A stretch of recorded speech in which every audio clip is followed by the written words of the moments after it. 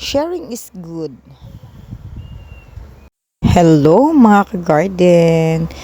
Yan, magsi-share po tayo ng lettuce or organic lettuce from the garden. Yan, harvest po tayo para meron ipamimigay. Mas masarap itong ipamigay ko kasi alam kong ito ay fresh at saka organic. Kung makikita nyong video dyan ay dalawa. Meron kasi akong unang nakuha. So, papamigay po yan namin sa amin or mga kamag-anak. And then, yung pangalawang video naman, pang regalo na din yan sa mga kaibigan na din at saka mga kakilala. Yun.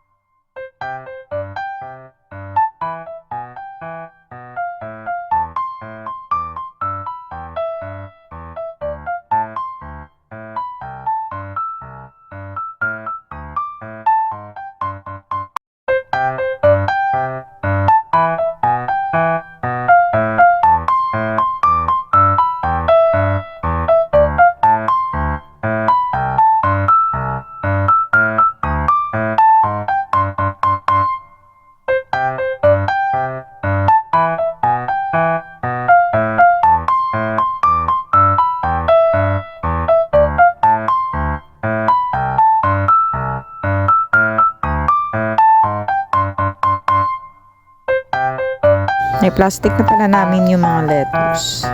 Tapos, ito na, dadalhin na namin ito sa aming pupuntahan.